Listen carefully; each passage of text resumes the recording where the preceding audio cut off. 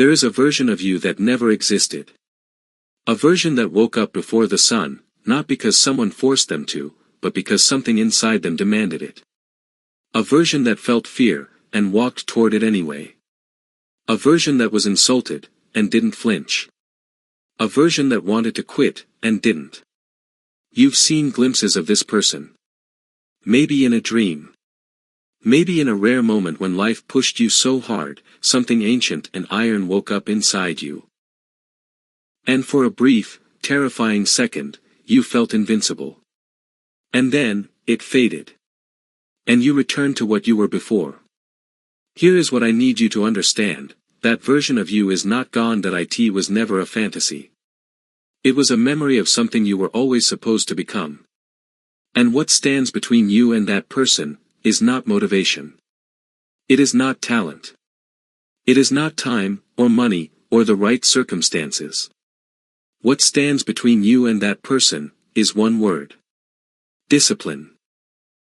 But not the kind they sell you in productivity videos.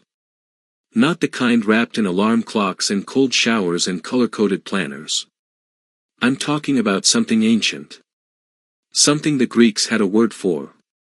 Something the Stoics built their entire lives upon. I'm talking about the philosophy of self-mastery, the kind that doesn't just change your habits, it changes your soul. Stay with me. Play button Act 1, the problem with how we think about discipline. Let me tell you about a man named Marcus.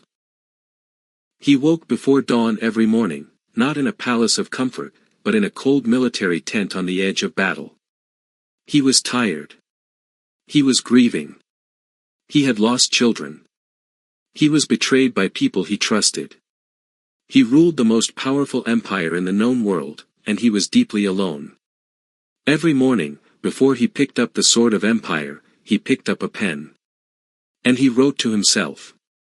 Not to the world. Not for followers or fame. To himself. You have power over your mind, not outside events. Realize this, and you will find strength. This was Marcus Aurelius. Roman emperor. One of history's greatest military commanders. And the most disciplined human being of the ancient world. But here's what nobody tells you about Marcus Aurelius. He struggled. Every single day.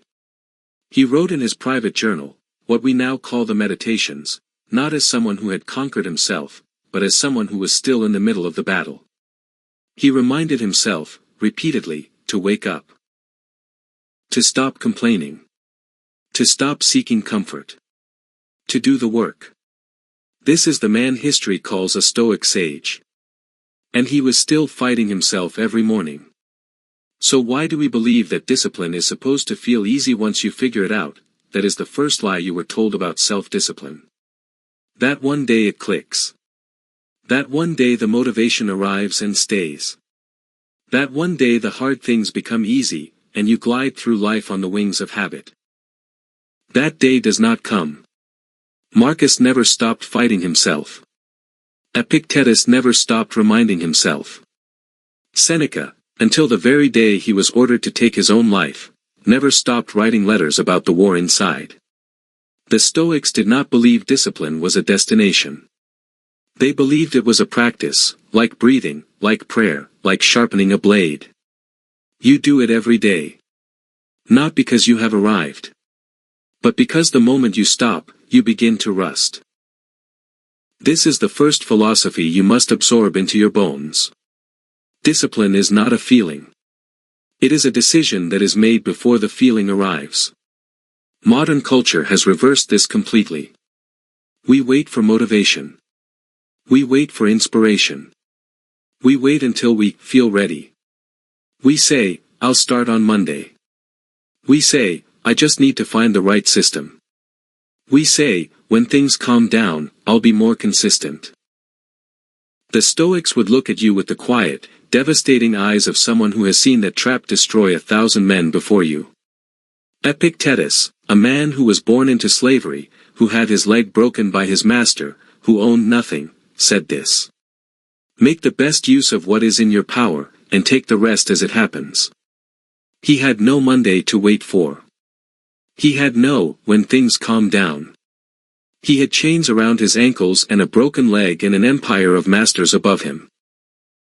And he became the most respected philosopher of his age.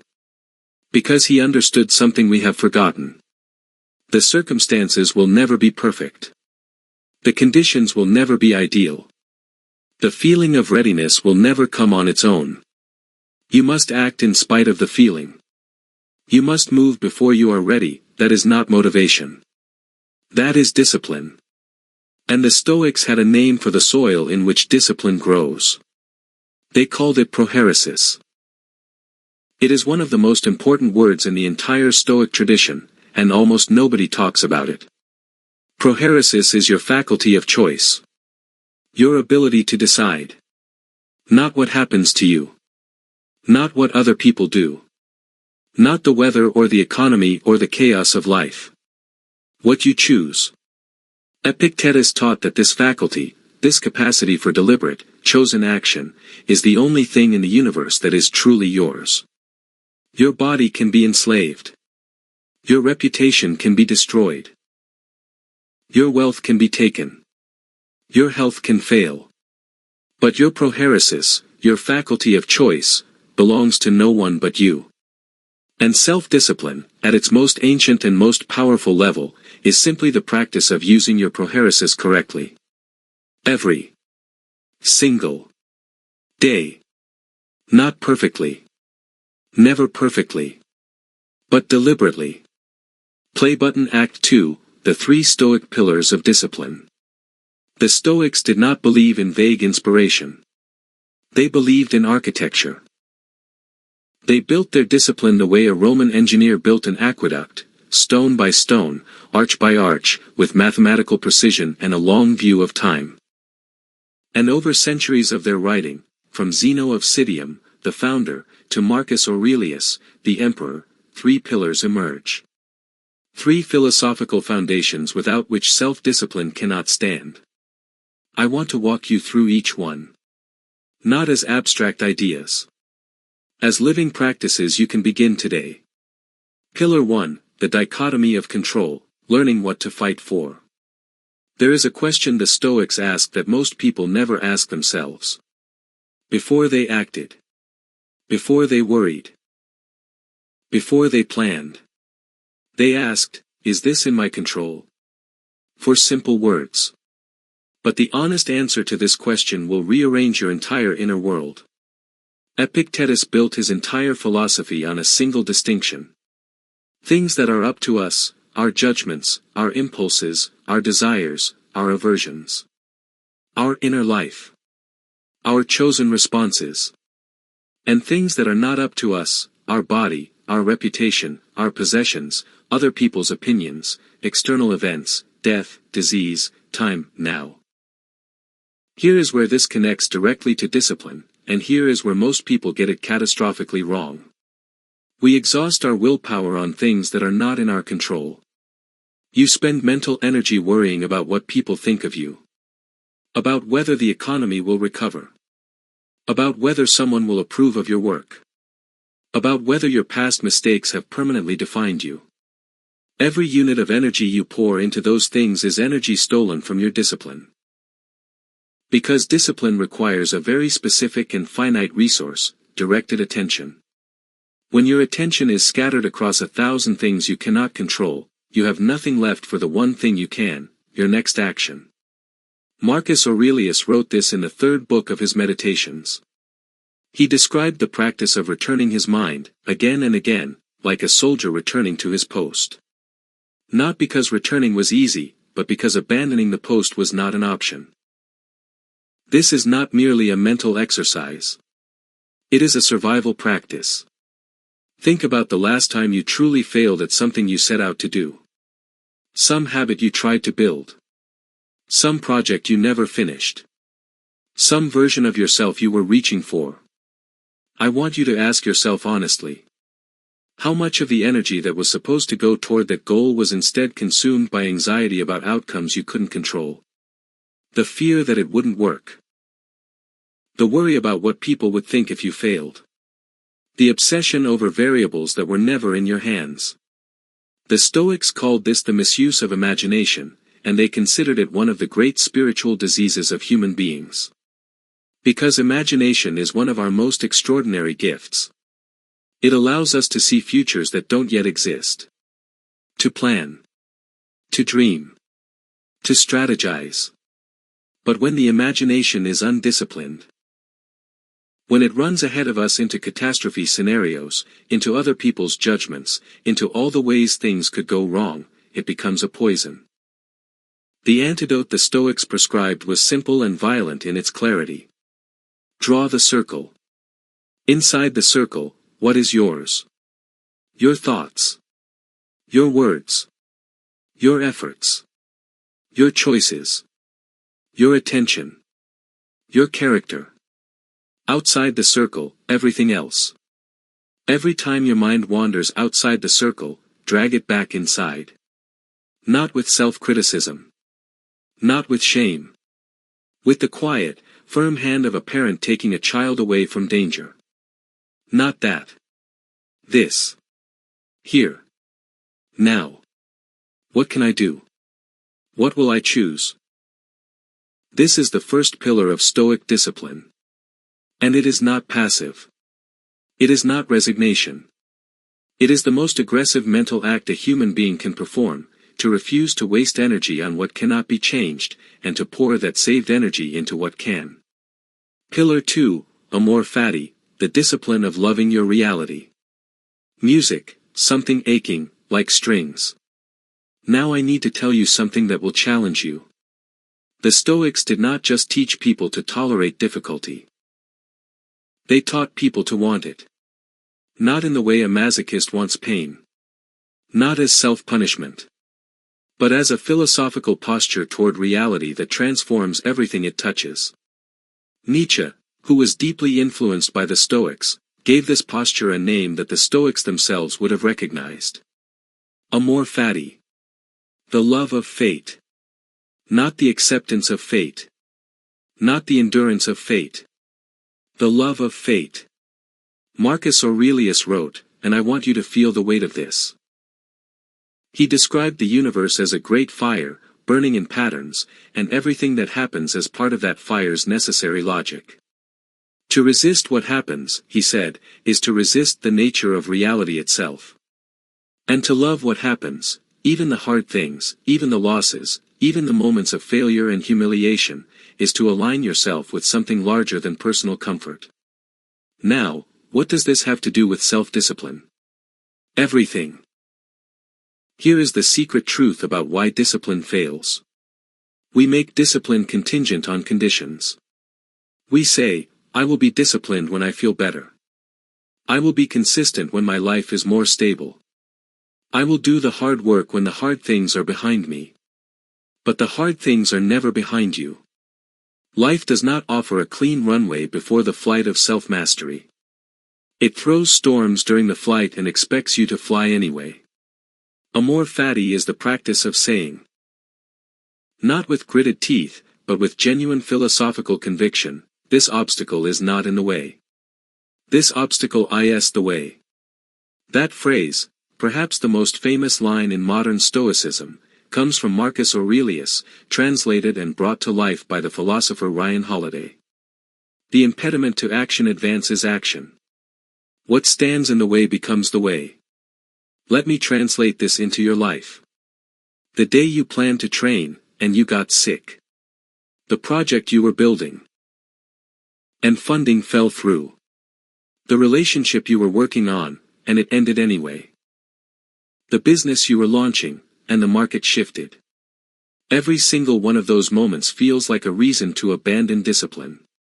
And to most people, they are reasons. They become the story, I tried, but life got in the way. The Stoic sees it differently. The Stoic sees that obstacle, the sickness, the failure, the loss, as the very material of their discipline. Because discipline built only in good conditions is not discipline. It is comfort. Real discipline is built on the anvil of adversity. Every time you show up when you don't want to, that's a stone in the wall. Every time you choose the hard thing when the easy thing is right there, that's a stone in the wall.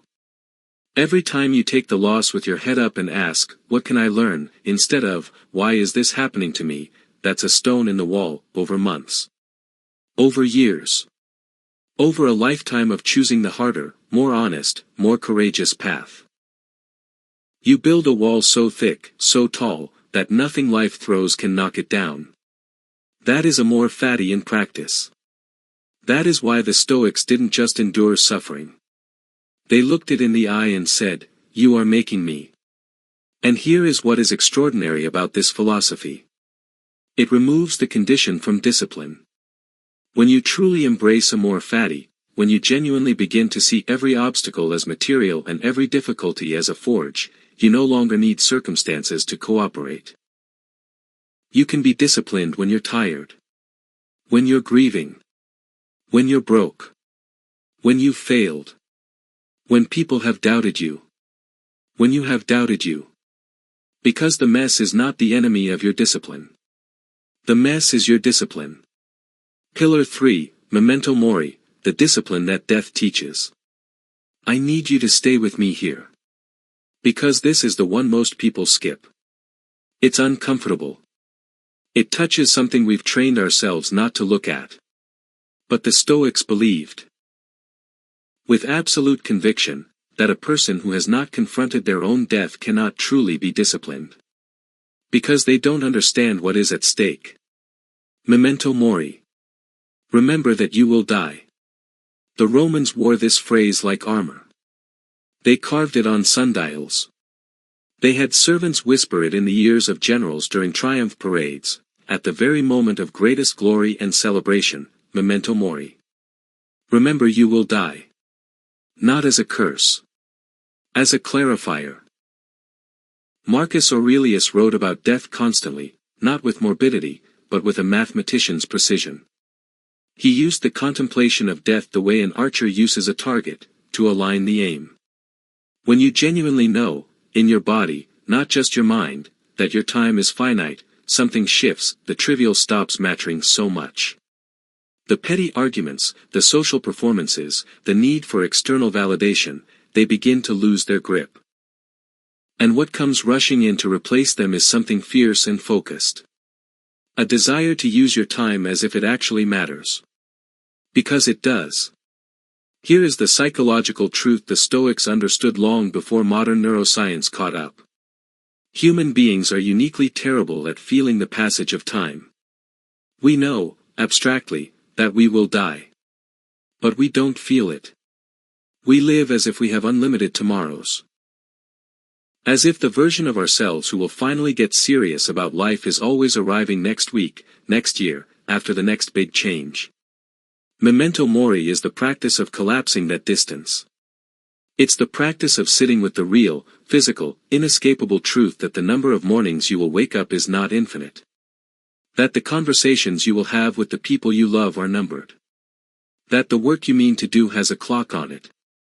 And when you sit with that truth, not as a horror, but as a clarifying fire, the question you ask yourself changes.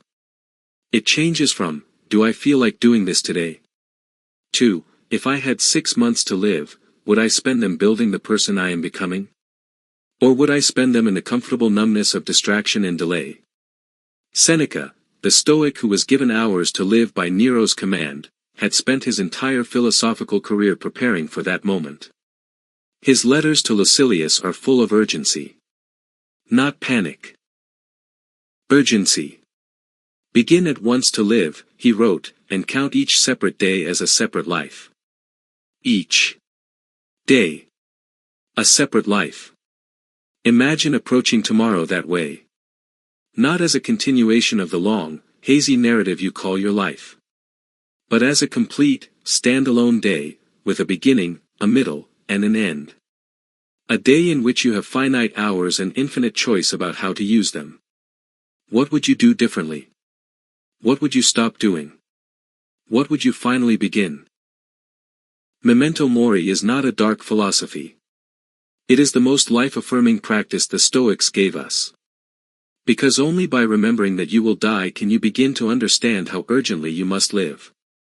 And living, truly living, with intention and direction and chosen effort, that is what self-discipline is.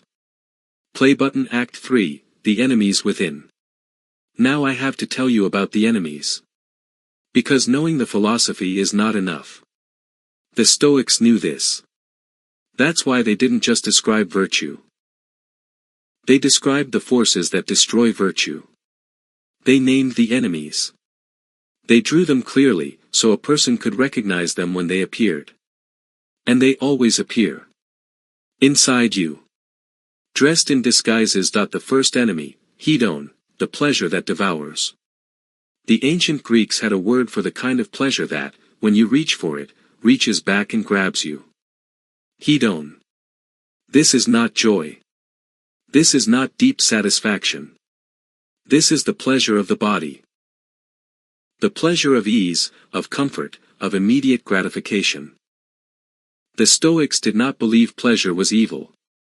They believed slavery to pleasure was the death of the soul. Epictetus said, "Men are disturbed not by the things which happen, but by the opinions about the things." And here is what most of us secretly believe about pleasure: we believe we deserve it.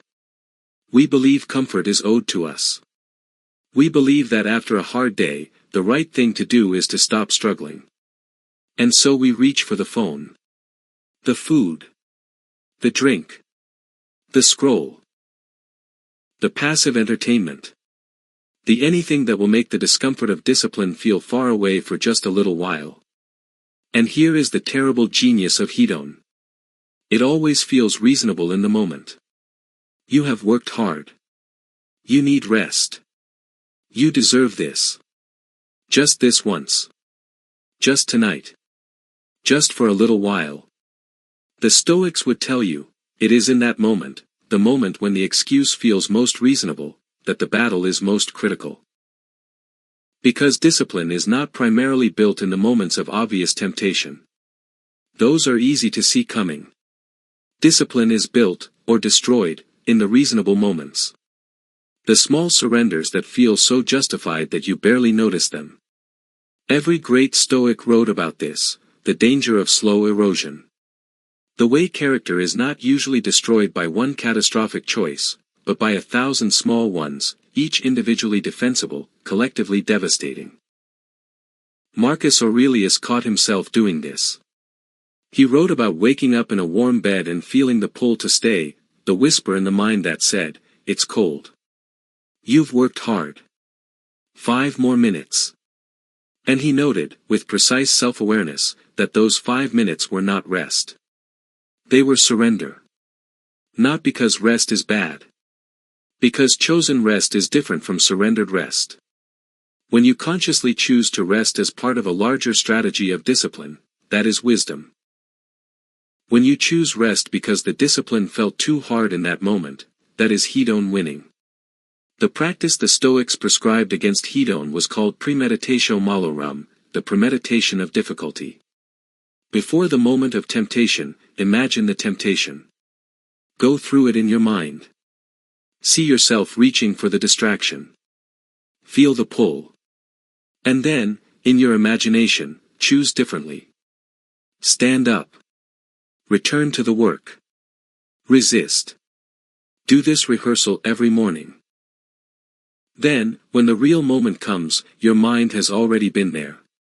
It has already made the choice. And the discipline is not a decision under pressure, it is a memory of a decision already made. The second enemy, timidity disguised as wisdom. This one is more subtle. And it may be the one that is holding you back right now. The Stoics identified a particular failure of the human spirit, not laziness, exactly. Not pleasure-seeking, exactly. But a kind of paralysis dressed in the costume of prudence. We call it, waiting until I'm ready. We call it, doing more research first. We call it, being realistic. We call it, not wanting to fail. The Stoics called it cowardice. Not dramatically. Not cruelly. But with the clear eyes of people who had seen what timidity costs over a lifetime. Seneca wrote one of the most devastating sentences in the history of philosophy. He described how we postpone living while life is passing. We prepare for life. We wait for life. We plan for life. And then we look up one day and realize, we were living. That was it. That was the life.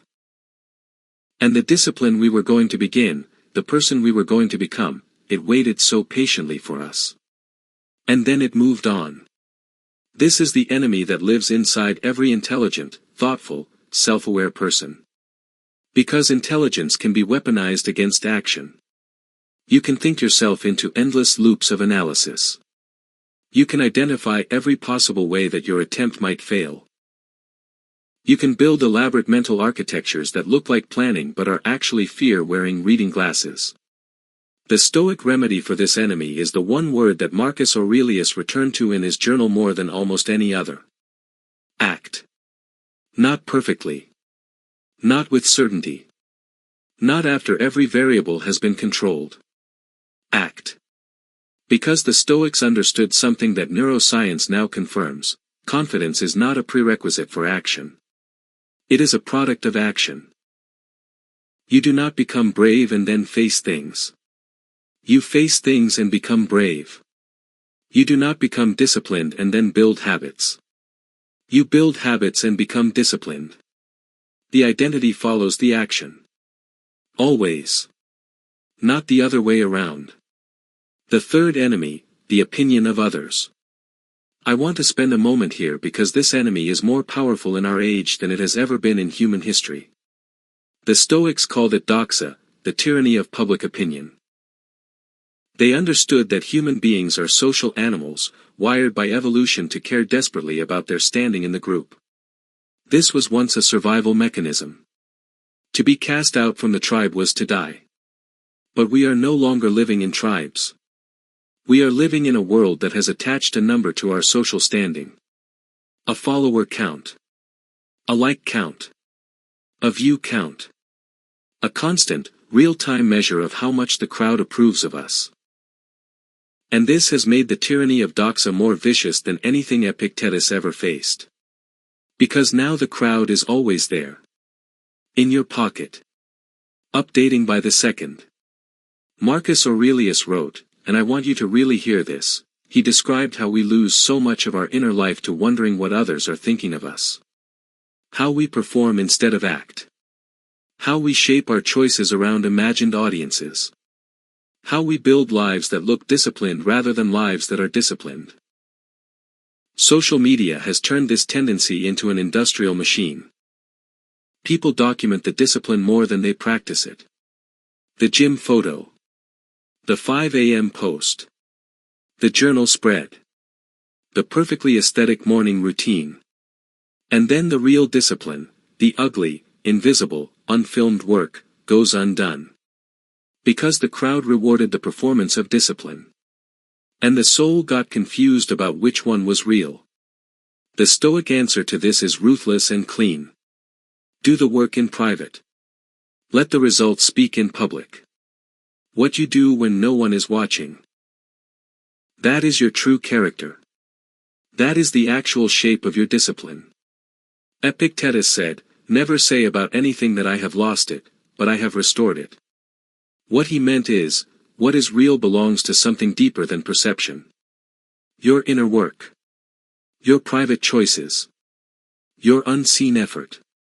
Do not give the crowd the power to define what is real. What is real is what you do alone. In silence. Without applause. Play button Act 4, The Daily Practices, How Stoics Actually Lived. Let me bring this down from the mountain. Because the Stoics were not content with beautiful ideas that lived only in books. They were engineers of the self. They built systems. And their daily life was the system. Let me show you how they actually lived, and how you can begin to build this architecture into your own days. The morning examination. Every Stoic we know of began the day with a deliberate mental practice. Marcus Aurelius did it with his journal. Epictetus with his students. Seneca with his letters. Before the world rushed in, before the demands, the noise, the obligations, they paused. And they asked themselves something like this. What am I likely to do today that falls short of the person I am trying to be? Where will I be tempted? Where will I be tested? And what will I choose when that moment comes? This is not pessimism. This is preparation.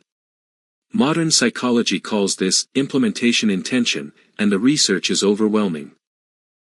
People who plan for obstacles are dramatically more likely to overcome them than people who simply hope for success. The Stoics knew this 2,000 years before the research. They pre-lived the hard moments of the day. They imagined the frustration, the temptation, the conflict, and they mentally rehearsed their response. So when the moment arrived, it was not new. It was not a surprise that dismantled them. It was a test they had already passed in their minds. Begin your morning this way. Not with the phone. Not with social media. Not with the news. With 5 minutes of silence and the question, what kind of person do I want to be today? And what will stand in the way of that? The voluntary hardship.